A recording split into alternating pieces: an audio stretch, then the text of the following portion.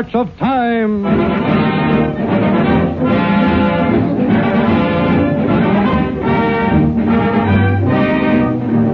Exactly 1 year ago today, Life, the magazine of pictures, published its first issue. When Life began, it set out to report in pictures not only the news of the week, but the life of the world. Not only the faces of the great and the momentous dramatic happenings of the day, but the humble as well. The human significance of simple, everyday things. The fright of a lost child. The smile of a Negro. The glamour of the theater. The gaiety of a party. As Life celebrates its first birthday, Benny Goodman dedicates to Life a new sing and swing tune. Life Goes to a Party.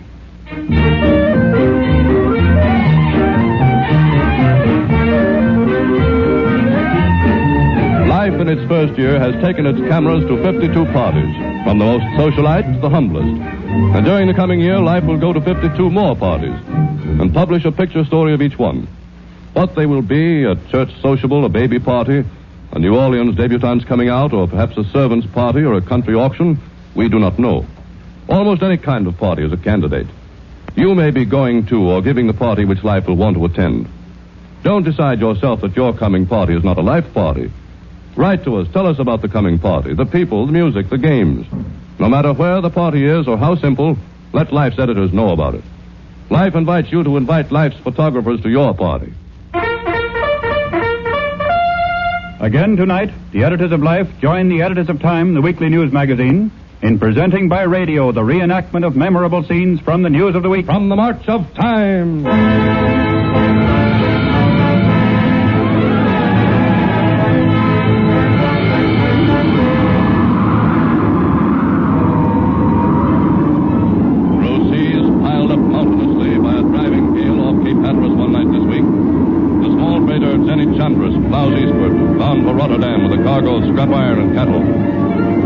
Radio room, third engineer Bortas Velasquez confronts the operator. Got to send an SOS box. Cargo shifted. The water's pouring into the hold. I can't send an SOS without the captain's orders. Don't be a fool. Boat will be at the bottom of the Atlantic in half an hour. I can't help it. I've got to wait for orders.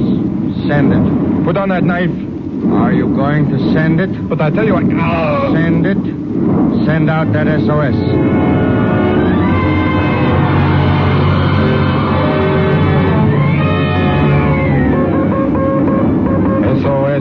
SOS, Trader Jenny Chandras, wandering off Cape Hatteras with Cool 29 and cargo of livestock and scrap iron.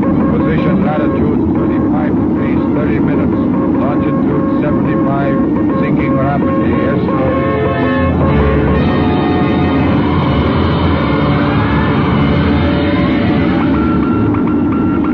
Coast Guard Cutter Mendota reporting and proceeded to position given by Freighter Jenny Chandras. Vessel apparently has gone down. Searched 4 hours. Found no trace of any survivors. Returning to port.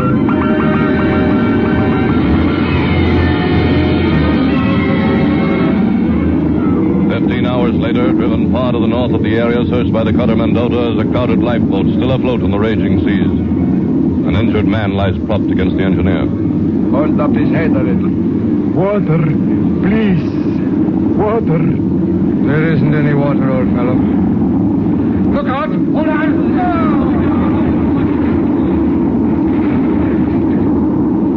Boat won't stand many more of those. Too many people in it. Bordes, listen. I want you to... He's gone. Lay him in the bottom of the boat. No. Throw him out. But Bordes... Boat's so crowded now, it's likely to turn over every time a wave hits us. Throw him out. Well, all right. Give me a hand.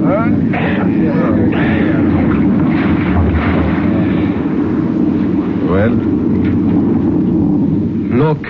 What is it? The body. Being pulled under. Sharks! Yes. Sharks. They're following us.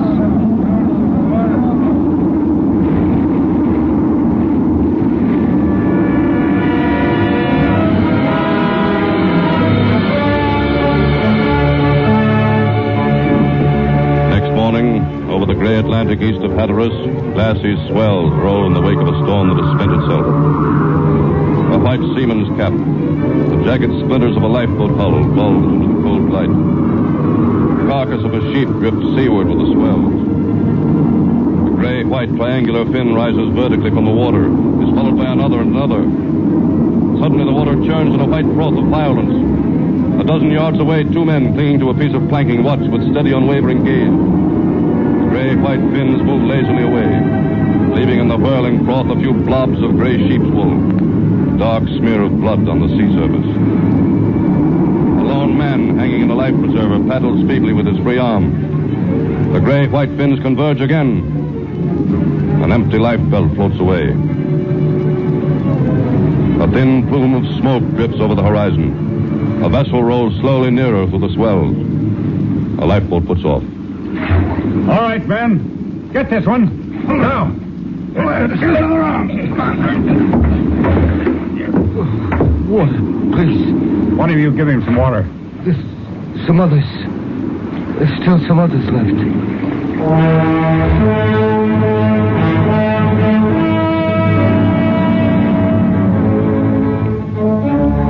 This week, picked up alive by rescuing vessels are 21 of the 29 members of the crew of the freighter Zenit-Zaris, foundered off the treacherous shoals of Cape Hatteras, a graveyard of the Atlantic. Latitude 35 degrees 30 minutes, longitude 75. The very spot where the liner Vestris sank, with a loss of 111 lives just 9 years ago this week. Time marches on.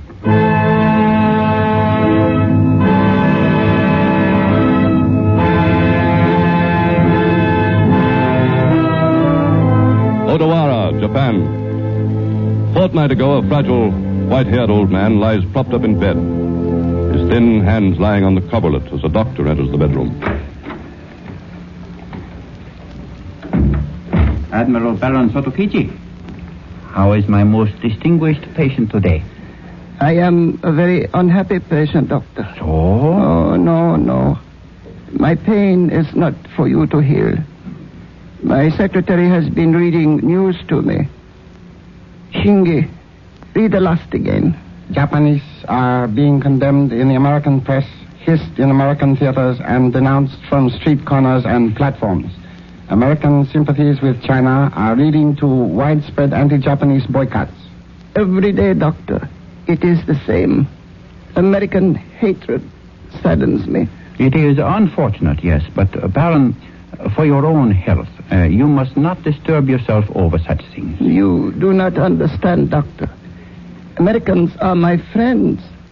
I was educated there. I still have classmates. I know, Baron. But you must rest. The United States Naval Academy. My class of 1881. Why, they came all the way to be my guests here, in this very house. A reunion, 15 years ago. Let me see. There are still 25 of us living. Old. Like me, Doctor. Help me up, Shingi. No. Yes, I shall write my American friends. I must warn you, Baron, this may mean... My life? No matter. What little of it is left is my own.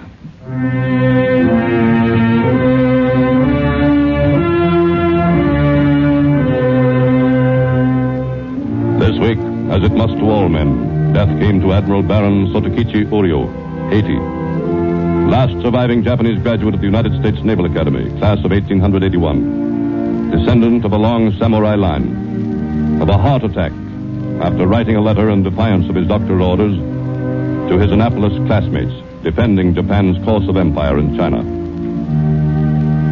And this week is estimated the cost to Japan of her 3 months Chinese campaign. Already more than the entire Russo-Japanese War of 33 years ago. A war which made Japan a first-class power.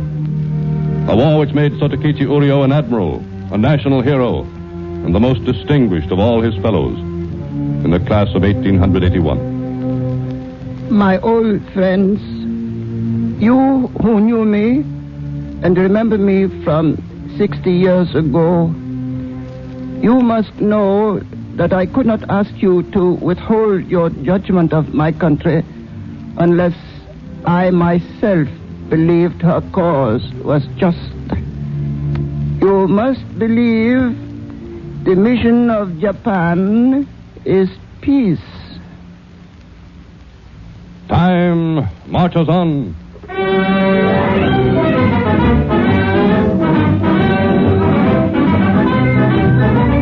Washington, D.C. One morning a few weeks ago, in a pet shop on Washington's Connecticut Avenue, a distinguished gray-haired man of medium height stoops to pet the head of a large St. Bernard dog while a clerk looks on. That's a good boy. That's a fine fellow. How much is he? He's $100, sir. Fine-looking animal. Oh, yes, sir. He's a thoroughbred. Fine, I'll take him. Yes, sir. And what is your address? My card. General Smedley Butler of the United States Marine Corps. Oh, yes, General Butler. Now, $100, you say. I'll give you a check. Sir, do you mind if I make a check for $150? I'm short of cash. Well, I think we can give you the cash, General Butler. Glad to accommodate you, sir.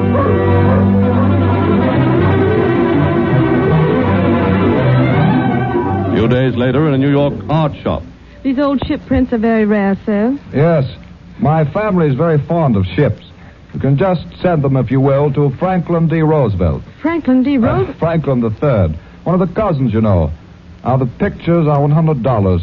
Do you mind if I make the check for $150? Not at all, Mr. Roosevelt.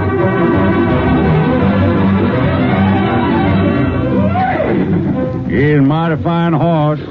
Cheap at $800. You can ship him to me at my estate at Wilmington, estate of Alfred DuPont. Yeah. Now, I'm going to make the check for $850. Is that all right? Absolutely, Mr. DuPont. Any amount you want.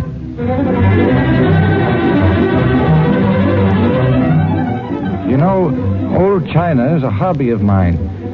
Now, the check, I'm going to make it out for an extra $50. I'm Henry Ford. Well, Mr. Ford, I guess we don't have to worry about your check. This week in the New York courtroom of U.S. Commissioner Garrett W. Cotter. Will the clerk please read the charges? Federal Court of New York. Charges of impersonation of federal officials and others, of forgery and fraud, are hereby preferred against one Frederick E. Peters, alias Alfred E. Smith, alias George Bernard Shaw, alias Ulysses S. Grant III, alias William Randolph Hearst, alias Charles Evans Hughes, alias Woodrow Wilson Jr., alias John Jacob Astor, alias Charles Johnson. This week into custody at last comes the kindly distinguished gray-haired man who for 30 years has evaded police in 13 states and 2 cities, whose impersonations of the great and near-great have cost U.S. merchants unknown thousands. One for Frederick E. Peters, the title of the nation's most extraordinary impersonator. This week, making a rare appearance under his own name and held in $15,000 bail to face a 30-year sentence, comments impersonator Peters. I suppose it had to happen someday, but I'm sorry Mom had to find out. And says a relative of Frederick Peters in Ohio. We're sorry to hear Frederick's in trouble, but we're glad to know he's alive. Not long ago, Fred's ma got a telegram saying he was dead and asking for money to bury him. If you ask me, old Fred sent that telegram himself. 1937 marches on.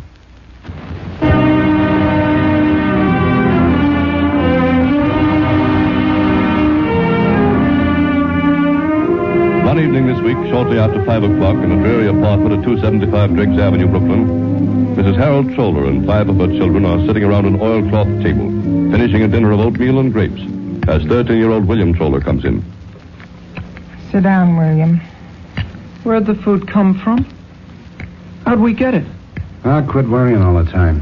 Harold sold his overcoat. Eat, William. Eat. Can I have some more, Mama? Oh, Jimmy. Harold got $1 for his coat. It's so warm you don't need a coat. William, you aren't eating. What's wrong with you? Oh, the fella gave me a hot dog this afternoon. I ain't hungry. I am. William, look at me. What's the matter with you? Quiet? Not hungry? I'm all right. Honest, it's just that a fella I know, a fella at school, was treating everybody this afternoon, and I guess I ate too much. That's it. I ate too much.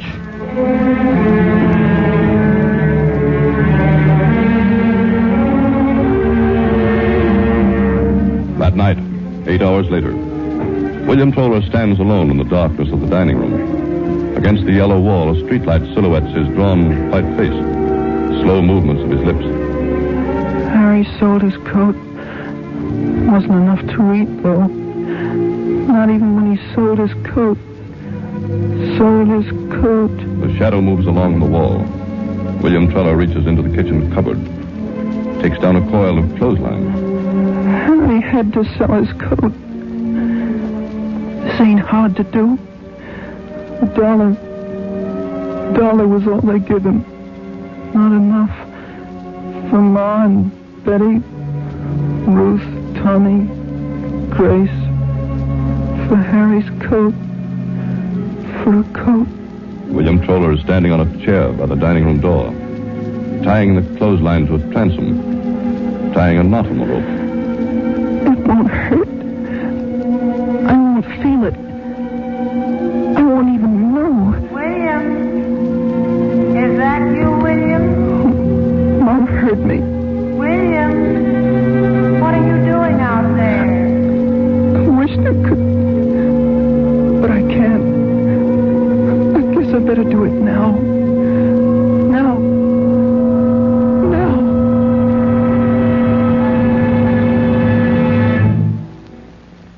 I thought I heard William come in.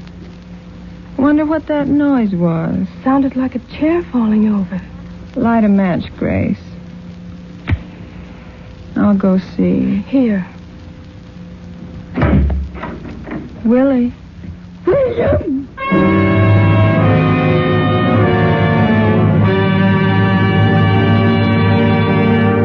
This week, 85 million report cards go out through the United States in an effort to obtain accurate data which will provide jobs for the U.S. unemployed. But the ray of hope the report cards hold reaches 275 Driggs Avenue, Brooklyn, too late for the family of 13-year-old William Troller, who this week hanged himself to the transom of a dining room door. Time marches on.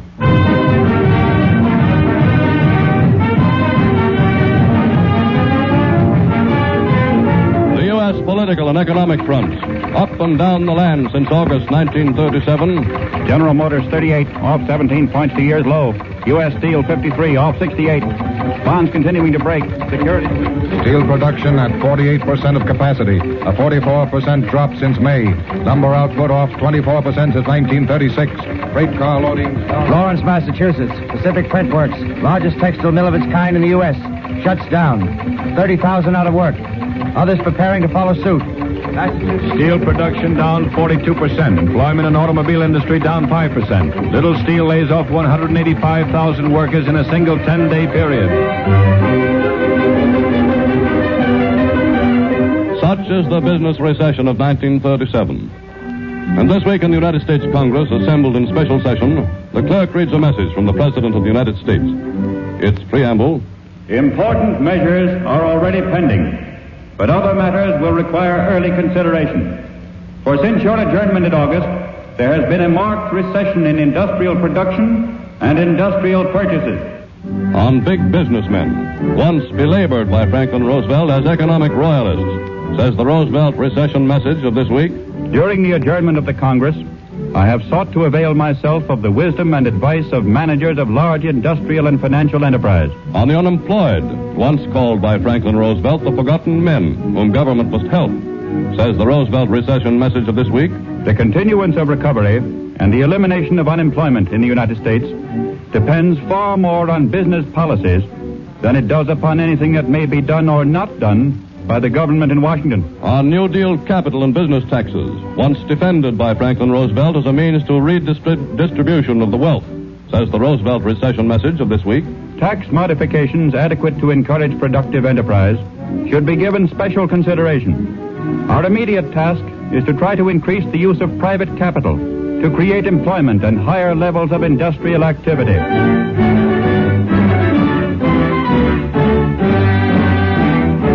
This week, digesting the President's message, Congress goes into feverish activity. The Senate filibusters for 2 days on the pre-recession social reform. To the floor for quick action goes a bill to repeal the most famed of New Deal taxes on business, the corporate surplus tax.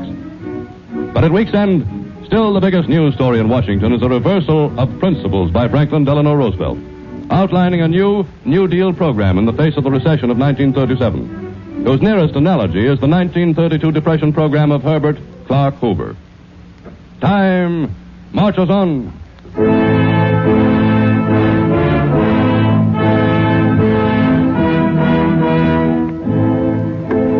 Bath, England.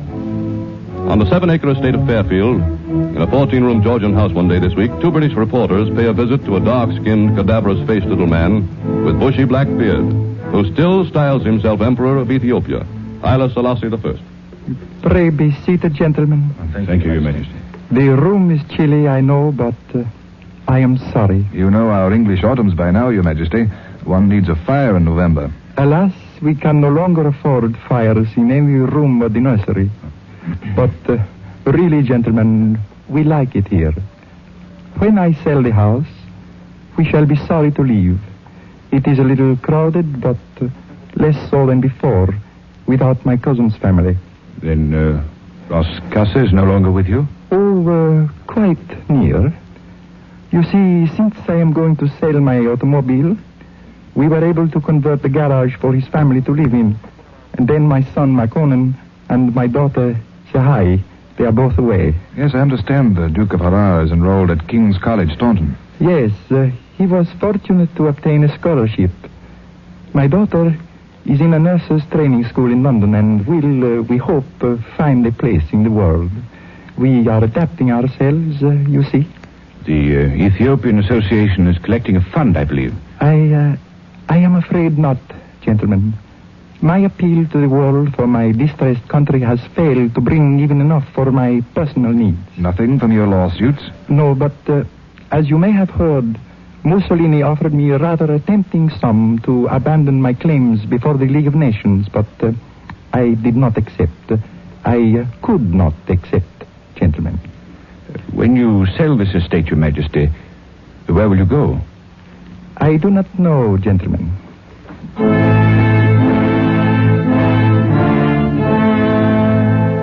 Time marches on.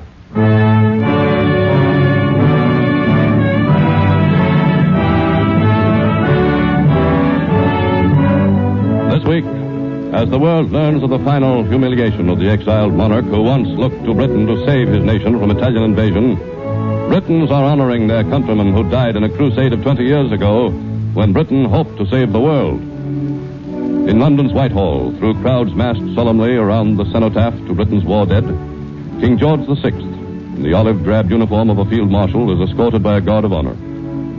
Then, alone, bearing a wreath, he mounts the steps of the memorial, places the wreath, and descends to stand beside the robed and mitred Archbishop of Canterbury.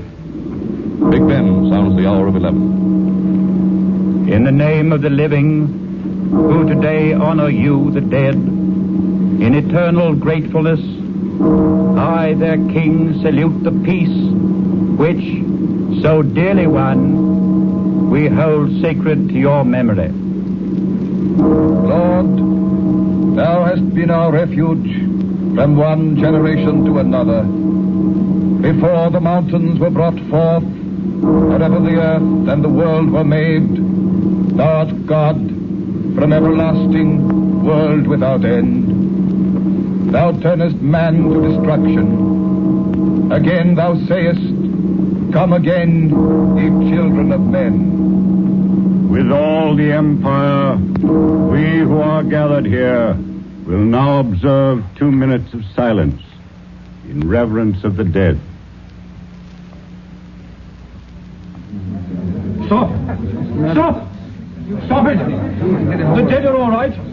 You cannot do anything for them. But what about the living millions of us who don't have enough to eat? Grab him quick, get his arms, might have a gun. No, let me go. Why don't you stop all this hypocrisy?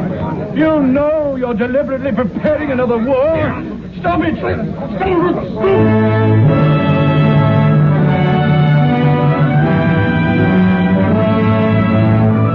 In Britain this week, arrested for creating a disturbance during a memorial service to the dead, returned to Cane Hill Lunatic Asylum, whence he escaped 6 weeks ago, is one John Story. But this week in Britain's House of Commons, Mr. Speaker, Her Majesty's Secretary of State for Home Affairs, Sir Samuel Hoare. Gentlemen, I ask your leave to introduce a new bill. It is a bill to protect our citizens from air raids in time of war. I am quite ready to answer any and all questions from the floor. But first, let me point out that during the World War, 300 tons of bombs were dropped on the British Isles in the space of 4 years. That many bombs can be dropped now in 24 hours. May I respectfully ask the Home Secretary, what is being done to protect buildings in congested areas, such as London? There is virtually no protection against a direct hit. But to protect our citizens against the blast and splinters of explosives, individual families will be equipped with arrangements for a refuge room in their own homes. An inside room reinforced with cement bags is about the cheapest method. What about protection against incendiary bombs? A medium-sized plane can start no less than 150 fires in a single raid. There is, of course, no fire protection of such scope.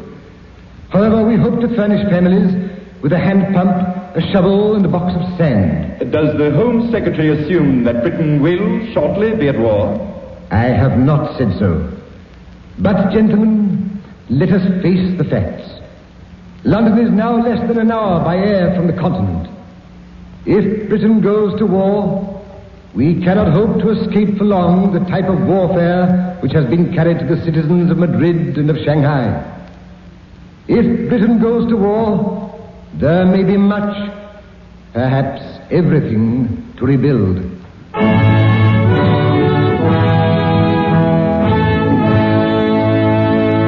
Time marches on.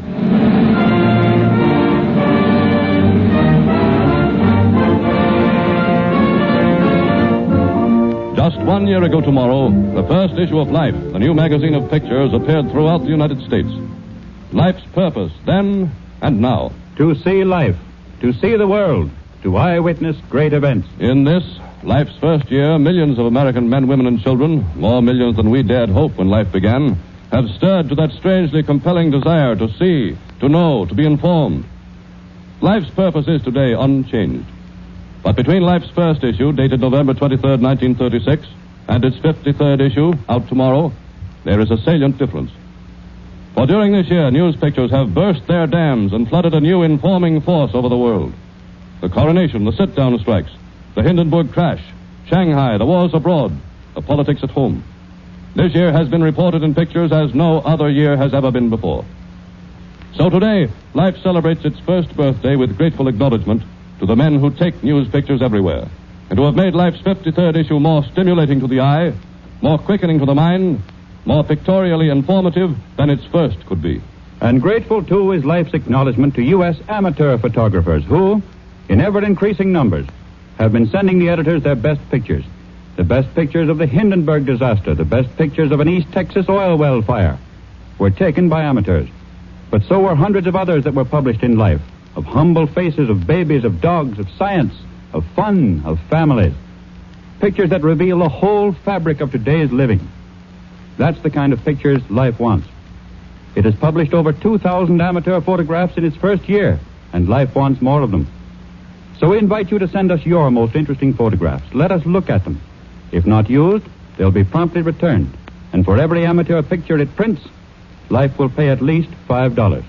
Send your pictures to Life, Chrysler Building, New York. Life's first anniversary issue is on sale at newsstands tomorrow. If you do not see it, may we suggest you ask your news dealer for it. If you have reserved your copy, your news dealer will have it for you tomorrow, Friday morning. Time marches on.